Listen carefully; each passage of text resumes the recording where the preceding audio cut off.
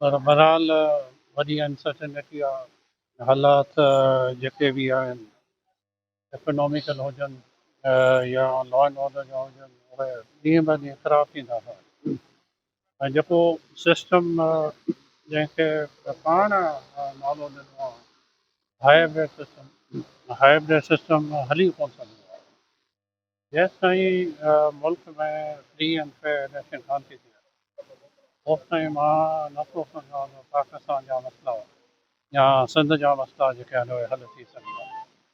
जंहिं क़िस्म जूं इलेक्शनूं 18 जूं थियूं या 24 जूं थियूं, उन खां पोइ माण्हुनि जो इलेक्ट्रोल सिस्टम में एतमाद खजी चुको आहे। माण्हू चवनि था असां वोट हिकिड़े खे था ॾियूं, रिज़ल्ट जंहिंजी थी अनाउंस थिए। कंहिं हींअर अमीन राजपूत साहब वटि मां वियुसि हुनजी तबियत पुछणु।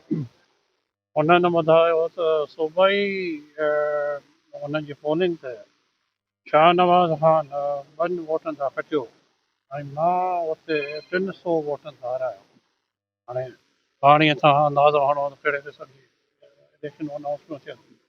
मुंहिंजा मुंहिंजा 10,000 वोट जेके आहिनि उहे रिजेक्ट कया विया 2018 वारी इलेक्शन ते। मां इलेक्शनूं ॾिसां पियो 1970 खां। वाल साहब इलेक्शन में बीठो 70 में। मुंहिंजी उमिरि 12 साल हुई पर मां पूरी इलेक्शन प्रोसेस में वाल साहब सां गॾु हुयुसि। उन खां पोइ 88 खां मां पाण इलेक्शन में बीहां। कंहिं बि इलेक्शन में मूंखे यादि कोन्हे ॿिन्हिनि धुरियुनि जा 1600, 1000, 2200, 2600, 2500 खां वधीक खारिज थिया हुजनि। हिकिड़ी धुर जा 10,000 वोट खारिज।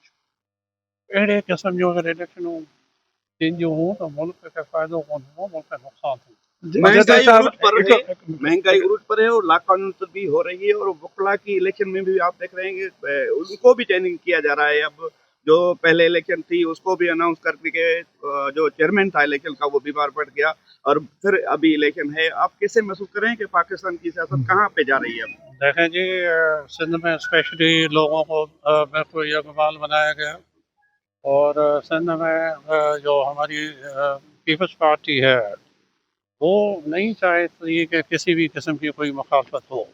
आया वो असम्बलियों में मुखालफत हो या वो वकला की तंजीम हो, वो हर चीज़ अपनी मर्ज़ी में चाहते हैं। वो चाहते हैं कि सिंध में कोई इस किस्म की कोई अपोजिशन न हो जो उनके ख़िलाफ़, इस निज़ाम के ख़िलाफ़, इस सिस्टम के ख़िलाफ़ बात कर सके। तो अब उनकी मुदाखलत वकला की तंजीमों वाली इलेक्शनों में भी है।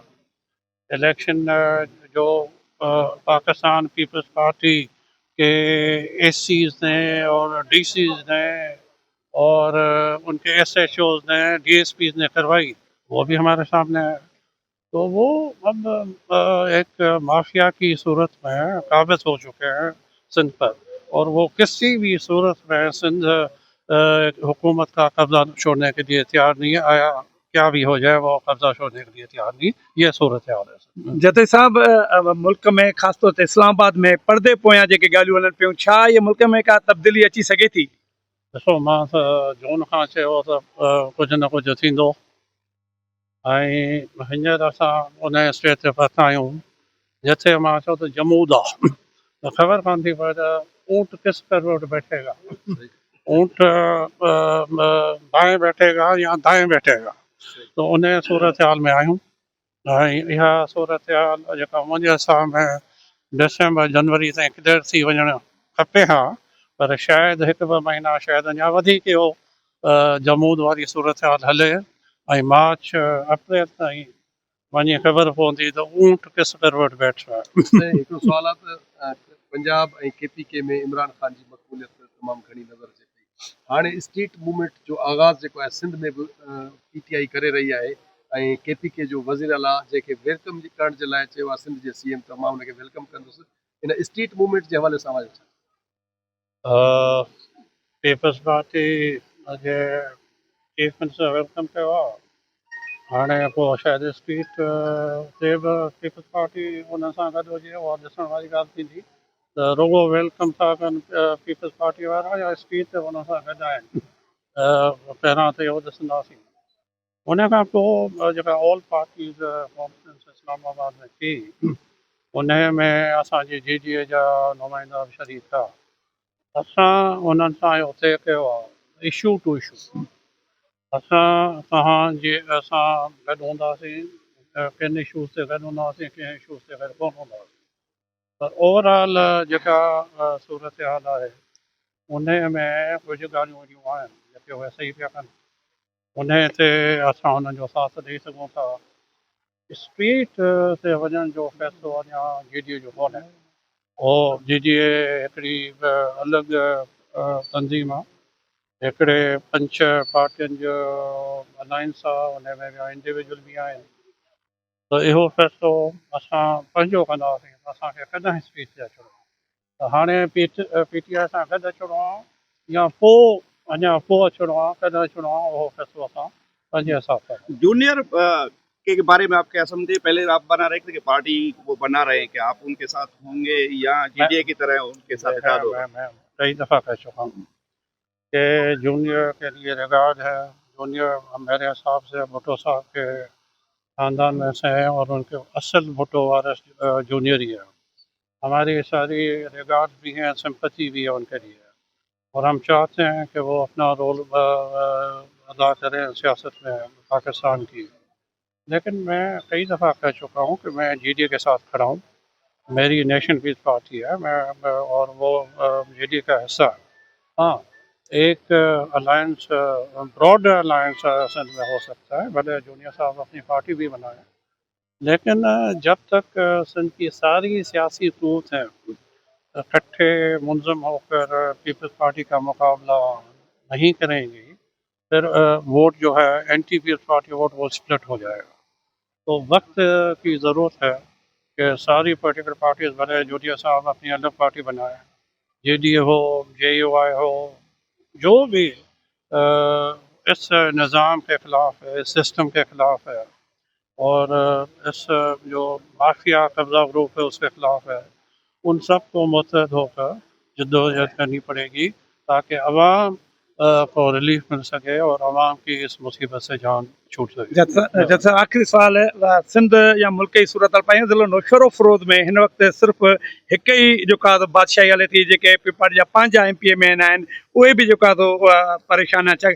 छा नौशरो फ़रोज़ जो अवाम में तव्हां उमेद रखणु खपे था तव्हां हुननि जी जेका का सपोर्ट में जा अचण में आयो उन इरादे में सियासत में वरी? मां हक़ीक़त आहे त अहिड़नि जी इलेक्शन न पे बीहणु चाहिए।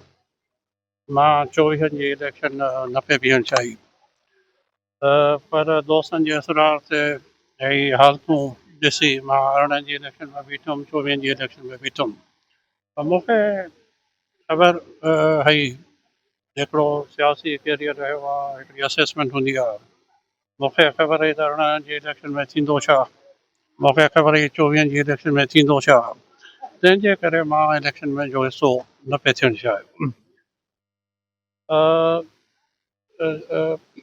छाजे करे जो हींअर मां सम्झां थो हक़ीक़त इहा आहे त सिंध पाकिस्तान जी सियासत में, सिंध जी सियासत में चङे माण्हू, शरीफ़ माण्हू ऐं ख़ानदानी माण्हू जो कमु न रहियो आहे, पर हाणे अवाम खे हिन हाल में नथा छॾे सघूं। तंहिंजे करे मूंखे पंहिंजो ज़ाती जेको आहे शौक़ु कोन्हे त मां वरी इलेक्शनूं बीहां, वरी इक़्तिदार में अचां।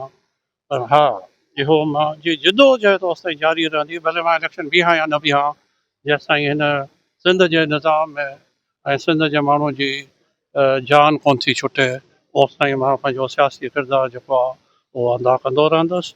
मां सिंध जे अवाम सां गॾु आहियां, मां नौशहरे जे अवाम सां गॾु आहियां।